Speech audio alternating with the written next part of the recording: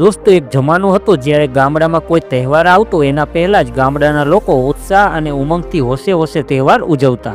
જ્યારે આજે ગામડા સાવ ઉજળ બની ગયા છે.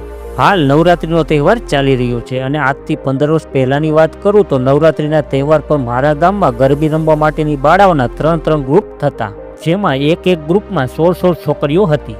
જ્યારે આજે 1500ની વસ્તીવાળા મારા ગામમાં ફક્ત 9 છોકરી જ ગરબી રમે છે, જે જોઈને મને ઘણું જ દુઃખ થાય છે કે એક જમાનામાં જ્યારે મારા ગામમાં ગરબી જોવા માટે ચોકમાં માણસો નહોતા સમાતા, ત્યારે આજે ગરબી જોવા માટે લગભગ બધા થઈને 50થી 60 લોકો જ માંડ થાય છે.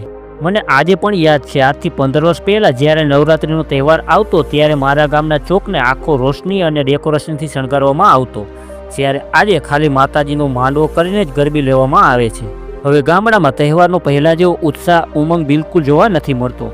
આનું મુખ્ય કારણ શહેર તરફની આંધળી દોડ, જેને આજે ગામડાને સાવ વિરાણ કરી નાખ્યા. મને આજે પણ સારી રીતે યાદ છે, હું જ્યારે 3જા ધોરણમાં ભણતો ત્યારે મારા ગામની સરકારી પ્રાથમિક શાળામાં 250થી પણ વધારે છોકરા છોકરી ભણતા. જ્યારે આજે આખી સ્કૂલના વિદ્યાર્થીઓની ગણતરી કરી તો માંડ 70 જેટલા થાય છે. ખબર નહીં ગામડાને કોની નજર લાગી ગઈ છે કે લોકોને એની જન્મભૂમિ મૂકીને શહેર તરફ ભાગવું પડે છે. આજે ગામડામાં પહેલાંની સરખામણીમાં પશુ પણ એટલા નથી, પણ એક જમાનો હતો જ્યારે દરેકના ઘરમાં 2 કે 3 ગાય, ભેંસ કે બળદ જોવા મળી જતા. આજે ગામડામાં પણ લોકો ઘી અને દૂધ, દહીં અને છાશ બધું વેચાતી લઈને ખાવા લાગ્યા છે, પણ એક જમાનો હતો જ્યારે ગામડામાં ઘી દૂધની નદીઓ વહેતી. મને આજે પણ સારી રીતે યાદ છે, અમારા ઘરે જ્યારે ગાય કે ભેંસ દૂધ આપતી ત્યારે પાડોશીને સાવ મફત છાશ આપતા. જ્યારે આજે છાશ પણ 10 રૂપિયાનો 1 લોટો મળે છે. એ વાત તો બધા જાણે છે કે શહેરમાં રહેવું સહેલું નથી. આખો દિવસ મહેનત કરો ત્યારે માંડ ઘર ચાલે છે, તો પણ લોકોને શહેરમાં જ રહેવું છે, ભલે પછી આખી જિંદગી બેંકના હપ્તા ભરવામાં જ નીકળી જાય. ઘણા લોકો પાસે મેં એ વાત પણ જાણી છે કે ગામડા છોડવા પાછળનું મોટું કારણ એ પણ છે કે જો ગામડામાં રહીશું તો છોકરાના લગ્ન નહીં થાય. આ વાત પણ આજના જમાનામાં સાચી છે. આજની છોકરીને ગામડા કરતાં શહેરમાં રહેવું વધારે ગમે છે. ખબર નહીં કેમ, તમને ખબર હોય તો મને કોમેન્ટમાં જરૂર જણાવજો. મિત્રો, આપણે લોકોએ એ ન ભૂલવું જોઈએ કે ભારત એક ગામડાનો દેશ છે અને આપણે બધાએ એ વાત તો જોઈ લીધી. જ્યારે કોરોના મહામારી આવી ત્યારે લોકો શહેર છોડીને પોતપોતાના ગામડામાં આવી ગયા. એટલે જ કહું છું, જ્યારે તમને શહેર જાકારો આપશે ત્યારે તમને તમારું ગામ યાદ આવશે. હજી પણ સમય છે, ભલે તમે શહેરમાં રહો, પણ જ્યારે ટાઈમ મળે અથવા કોઈ તહેવાર હોય ત્યારે તમારા ગામડે જરૂર જજો. ત્યાં તમને જે આનંદ મળશે એવો આનંદ બીજે ક્યાંય નહીં મળે.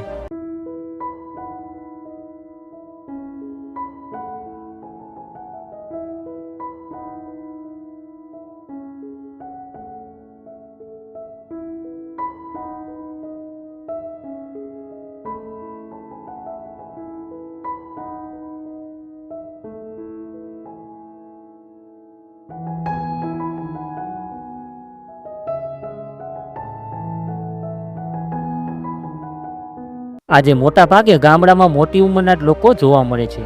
એને પૂછી એટલે કહેવા લાગે કે મારે 2 દીકરા છે, બંને શહેરમાં રહે છે. હું ને મારા પત્ની ખેતીવાડીનું કરીએ છીએ. મોટા ભાગના ગામડામાં આવું જ જોવા મળે છે.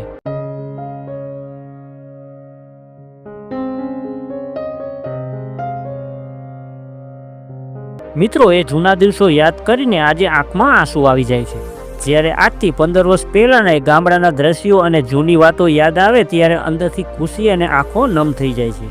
સવાર સવારમાં એ બળદના ગળે બાંધેલી ઘંટડીનો રણકાર, એ ગાય અને વાછડાનો સાદ, એ બેલું લઈને પાણી ભરવા માટે જતી મહિલાઓ, એ પાદરના ઓટલે બેઠેલા વડીલો, એ લીમડી પીપળી રમતા બાળકો, એ ખેતરના કામ માટે જતા ખેડૂતો, એ ખરખર કરતી ગામની નદીઓ, આ બધું હવે ગામમાંથી સાવ ખોવાઈ ગયું છે. પહેલાં ગામડામાં આજની જેટલી સગવડ સુવિધા નહોતી, તો પણ લોકો ખુશી ખુશી એમનું જીવન વિતાવતા. આજે આટલી સગવડ સુવિધા હોવા છતાં પણ લોકોને ગામડામાં નથી રહેવું. દોસ્તો, યાદ છે ને, આજથી 30 કે 40 વર્ષ પહેલાં ગામડાના મોટાભાગના ઘર કાચા અને નળિયાવાળા જ હતા. જ્યારે ચોમાસું આવવાનું હોય એના પહેલાં જ બધા લોકો પોતપોતાના ઘરના નળિયા રિપેર કરવામાં લાગી જતા. કોણ કોણ આવા નળિયાવાળા મકાનમાં રહેલું છે મને કોમેન્ટમાં જણાવજો.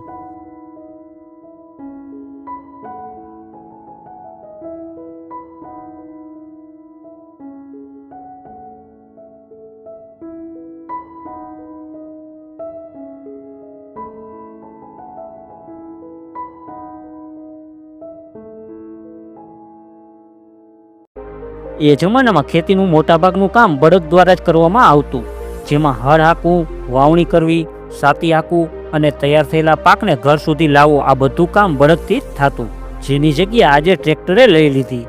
એથી જ આજે મોટાભાગના પશુ બેઘર થઈ ગયા અને રોડ પર રખડવા લાગ્યા.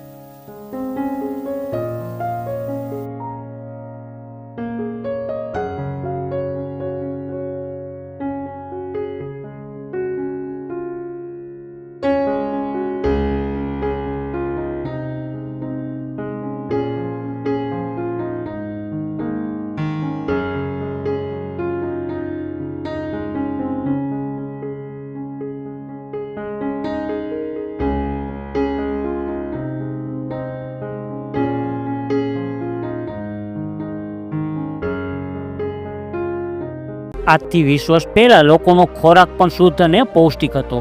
આજે શહેરના લોકો અઠવાડિયામાં 2 વખત બહાર ખાવા માટે જાય છે, જેના લીધે આજે લોકોનું શરીર સાવ ખોખલું થઈ ગયું છે. મને આજે પણ યાદ છે, 20 વર્ષ પહેલા ગામડામાં લોકો વહેલા ઉઠીને ભાતું લઈને વાડીએ પહોંચી જતા. બપોર સુધી કામ કરીને બપોરે જ્યારે ખેતરે જમવા બેસતા ત્યારે એક જણ 2 કે 3 રોટલા ખાઈ જતા. એ ખુલ્લા ખેતરમાં બેસીને જે ખાવાનો આનંદ મળતો, એવો આનંદ શહેરની કોઈ 5 સ્ટાર હોટલમાં પણ આજે ન મળે. આજે આપણે લોકો ફિલ્ટર વગરનું પાણી પીતા નથી, પણ એક સમય હતો જ્યારે લોકો કૂવાનું ડોળું પાણી પીને પણ 100 વર્ષ સુધી જીવી જતા. ખબર નહીં આ આધુનિકતાની આંધળી દોર આપણા માટે સારી છે કે ખરાબ, એ તો સમય જ બતાવશે. મિત્રો, હવે આગળ તમને આજથી 20-30 વર્ષ પહેલાના એવા ગામડાના સુંદર વિડીયો બતાવીશ, જેને જોઈને તમને તમારું ગામ યાદ આવી જશે.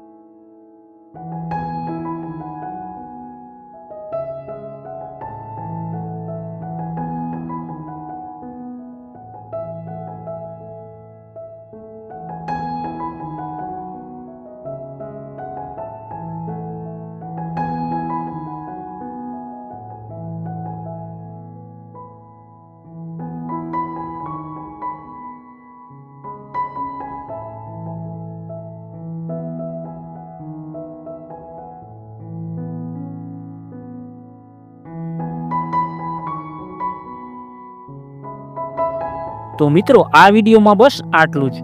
ફરી મળીએ આવા જ એક બીજા વિડીયોમાં.